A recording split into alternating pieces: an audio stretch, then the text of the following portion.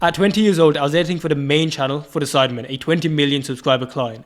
But just 3 years before that, I barely had many clients over a couple 100,000 subscribers. So in this video, we're going to break down the 6 steps that I took, including the pricing strategies, branding, positioning, to actually consistently close these million subscriber clients. Number 1 is make sure you have a client flywheel in place. A lot of editors have to start from scratch every single month as they continue their careers, which means every month they're wondering, where is the next client coming from? They do all the work from downloading the footage, doing the edit, actually adding all the visuals, the storytelling, the sound effects, and they export it and give it to the client, and then they're looking for the next project.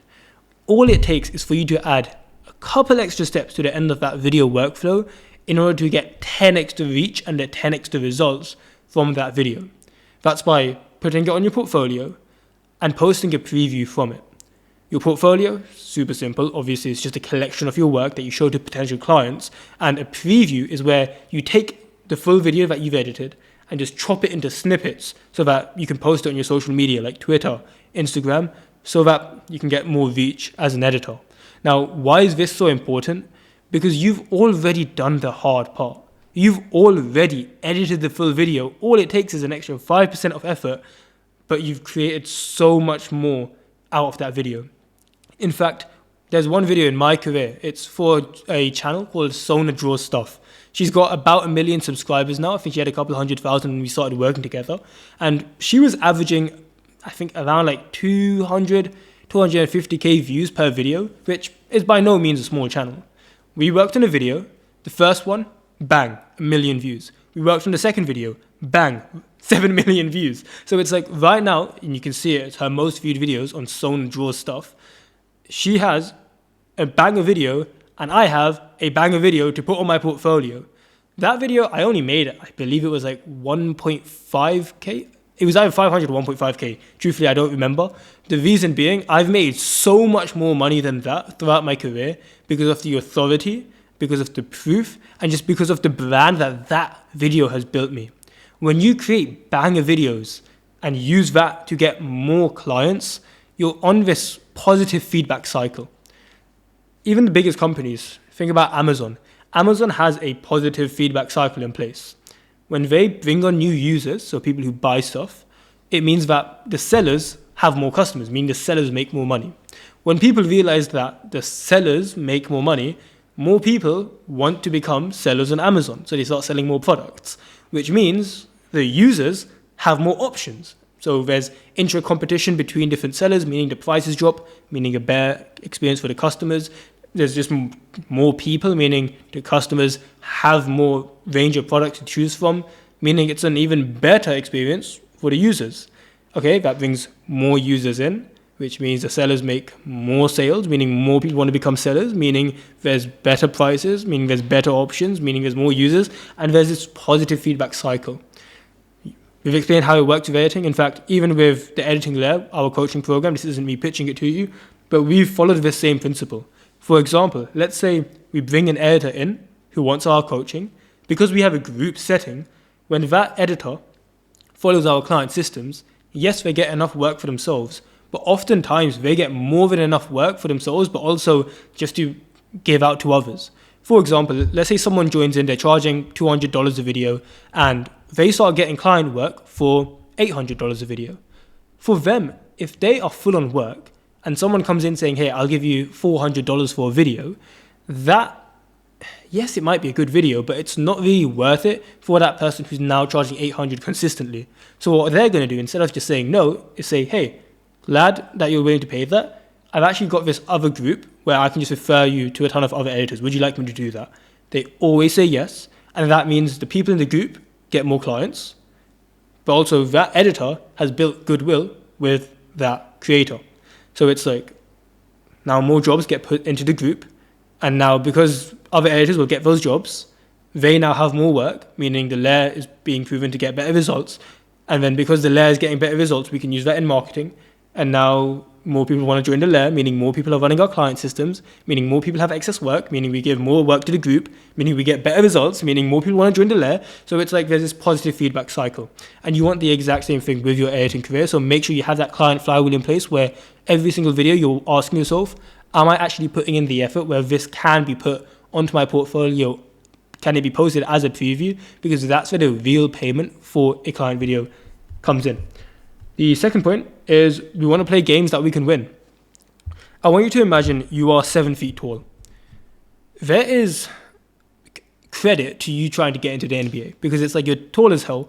And in fact, if you just look at like the average heights for NBA players, like I believe it's like average is 6'7", which is absolutely ridiculous. I thought I was tall, but I guess not by those standards.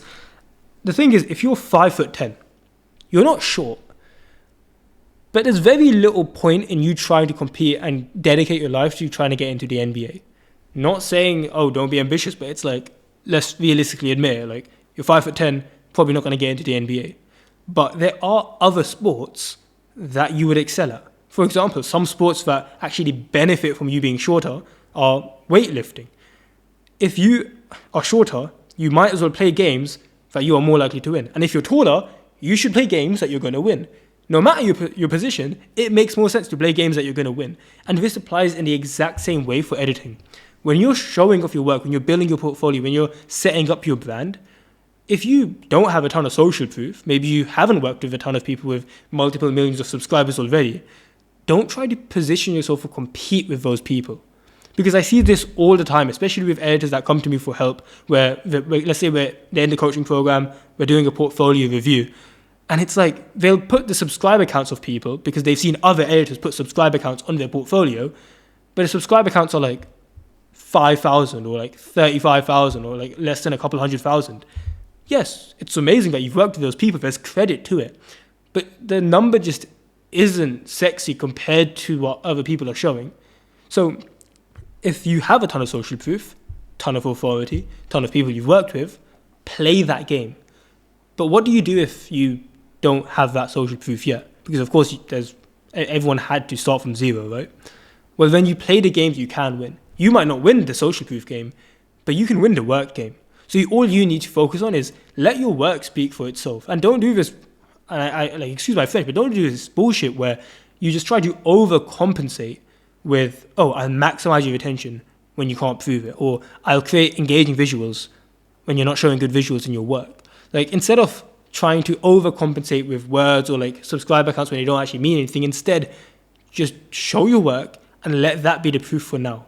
Let that get you clients. And then once you have clients, like we talked about in step 1, use that to post, to add to your portfolio, get more work. And over time, you'll realize you'll start hitting points where the clients you are working with, they do have a couple 100,000 subscribers each. You've got 5, 6, 7, 8, 9, 10 of them, and you can flex them in a little client table.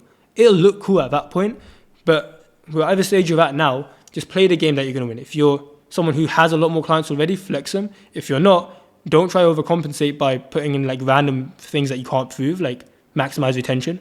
Instead, do something that you can actually have tangible proof of, which is just show your work. And step 3 is you need to prove more than what's actually required for the job. I see it all the time where editors will say they want simple clients, like simple client work. So what they do is they post or they show on their portfolio simple videos. And here's the thing. I love simple clients. In fact, one of my highest paying clients, not in terms of per video, but just in terms of how much I made from them per month, it was a kids channel. They have about 40 million subscribers and they were paying, I believe it was 225 or like 250-ish per video. Sort of in that like 200 to 250 range. Not a high paying client by any means. But the thing is, I was able to get their videos done in like an hour flat because of how good I got my workflow. Now here's the thing. Those guys were looking for simple videos, but the only reason they hired me and they were willing to pay me $250 for videos that took me an hour was because I had proof on my portfolio that I could do work that is way more complex if I wanted to. It's sort of like this. Let's say you're getting into martial arts and you're trying to hire a coach.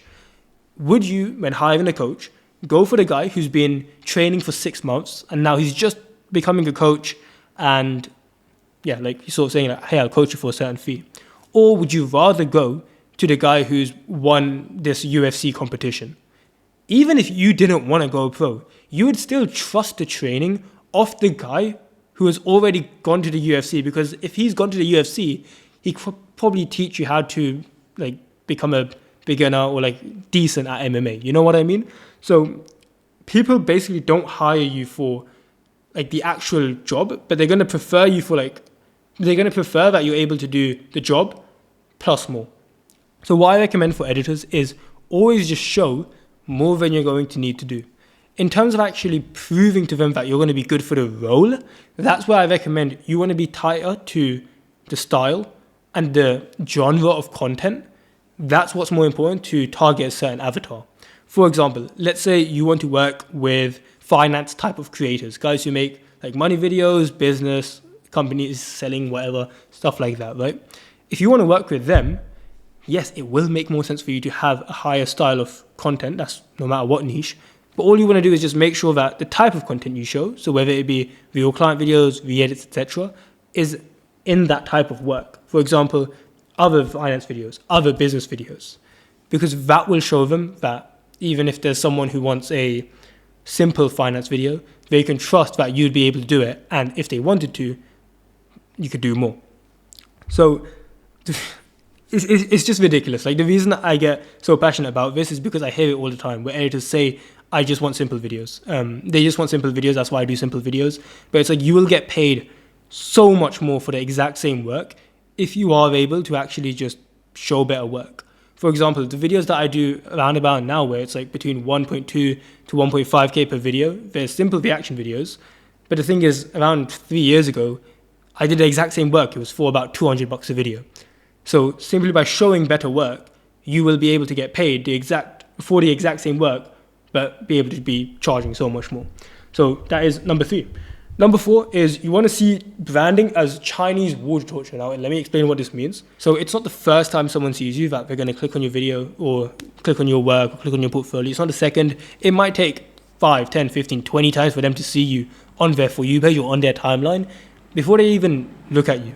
And the same thing with hiring. It's not going to be the first time that they see your work that they're going to think of hiring you. So what we want to do is similar to what the Chinese used to do. In order to torture someone, what they used to do is basically strap them down with a water bucket above their head. It's got water in it. There's a little hole at the bottom, which means that water drips down, and specifically drips down at irregular intervals. So it'd be like drip, drip, drip, drip. And the problem is, the reason it was torture is because you physically couldn't have a thought without it being interrupted. Oh, you're thinking about what you're going to be doing later? Oh, it's been interrupted. You're thinking about how you're going to get out? It's interrupted. You're getting tired? It's interrupted. So like no matter what happens, you get interrupted, but because it's irregular, your brain can't predict it, and it just apparently makes people go insane. Branding is sort of like the same thing, where people just see you again and again and again and again and again and again until they literally feel like, okay, what is this even about? When you're posting previews, it's not going to be the first one that gets you inbound clients. Might not even be the second. It might be on the third preview that you start getting inbounds coming in, and your brain is going to think, oh, it's the third preview that got me the inbound. But in reality, what it was is a creator seeing the first one, seeing the second one, not needing an editor. But on the third one, when you posted on that day, that was the day they actually needed an editor. And coincidentally, you had posted on that day, and because you are more familiar to them than everyone else who's posting inconsistently, you were the one they reached out to. So branding, see it as Chinese water torture. Step number 5 to actually closing these 1 million+ subscriber clients is you need to price like they're expecting you to. I have a story. So it was when I was in a client conversation. I'm not going to mention their name. They're between 20 to 30 million subscribers. And when we were discussing day rates, so we had a conversation part where we're talking about prices, they basically asked like, hey, how much do you charge per day? Like, what's your day rate? At the time, I've never charged a day rate, so I thought of the biggest number I could. I said £275 because they're a UK-based creator. £275, I'm expecting a hard no. They respond back and they say, hey, we actually do a minimum 300 for juniors, so let's start with that. All my life, I've been used to people hearing my price and either completely ghosting or saying no. And now when I'm working with this huge channel, 20 million+ subscribers, they're now saying, oh no, the minimum we charge is higher than your price. we're going to pay you that at least. I ended up doubling that later down the road, but my point is that these big creators, they want to pay more.